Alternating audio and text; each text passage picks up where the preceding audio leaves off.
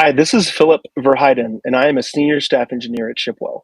In this HelpNet security video, I'll be talking about the importance of not cutting corners with investments in security. As security professionals, we all know how important cybersecurity is. It seems like every day there's a new report of a high-profile data breach or an organization being held hostage by a ransomware attack. Outlets like Cybercrime Magazine estimates that cybercrime damages will cost upwards of $10 trillion by 2025. But what does investing in cybersecurity look like for a technology organization? Well, cybersecurity starts with the software development lifecycle, or the SDLC. A mountain of articles have been written about the concept of shifting left when it comes to security. This means that as engineers are building software, before it goes to production or gets deployed anywhere, you embed security early on in the process. One way to shift left is to require peer review for engineers submitting new code and features. Reviewers can be on the lookout for the introduction of new vulnerabilities. Another way could be hooking up automated code scanning tools like SonarQube. SonarQube can be configured to spot common vulnerabilities or insecure coding practices and eliminate a large portion of the human process. You can also consider embedding security tests within your automated testing infrastructure to ensure that appropriate access controls are maintained as new features are developed. Many organizations have decided to adopt a microservices architecture. This allows for awesome organization scalability, but the multitude of systems and teams can make propagation of good security practices a challenge. Consider abstracting and centralizing authorization checks into a stable set of internal libraries to make it easier for teams to develop secure services without having to constantly re-implement complex security checks. You can also automate reporting of upstream vulnerabilities in your software supply chain. Open source software is nearly a requirement of modern software development, but this is a double-edged sword. On the one hand, open source projects with large user bases have big advantages. Bugs are reported and fixed frequently, new features are constantly being developed, and your team gets access to collaboration with other great engineers outside of your company. But on the other hand, the large user bases can incentivize attackers to develop new exploits.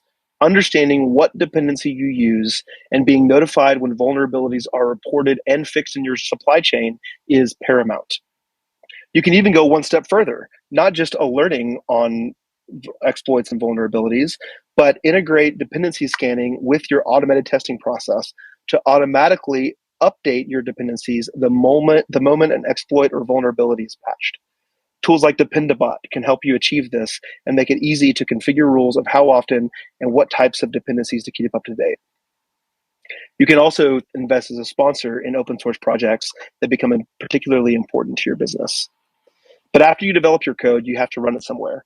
Many organizations deploy a cloud infrastructure like AWS, Azure, Google Cloud, and others.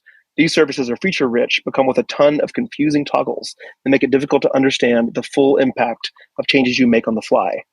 Infrastructure as code tools such as Terraform and Ansible allow you to bring your infrastructure under the same scrutiny as any other application code you might develop. This opens the door for peer review, automated vulnerability tracking, and clear auditability of what changed and why. So we've talked a lot about developing software, but what about once it's running? You cannot discount the human factor. Social engineering and phishing attacks continue to plague organizations even with the best development practices in place. All it takes is a single compromised credential or a rogue login to open the door for attackers to steal data and gain access to production accounts. Invest in security training for employees to spot social engineering attacks and to validate security certificates as they visit websites to prevent phishing. Practice the principle of least privilege. Do not regularly use credentials that have unfettered administration access when accessing important systems, and require shoulder checks and multi-factor authentication for more privileged access. So to sum up the security investments, number one, shift left. Think about the security early on in feature development. Number two, understand your software supply chain. Just because you didn't write the software or the code doesn't mean it can't have vulnerabilities. Number three, practice infrastructure as code when configuring cloud infrastructure. And finally, number four, don't discount the human factor. Invest in security training for all employees to ensure that security is top of mind for your organization. Thanks, and stay safe out there.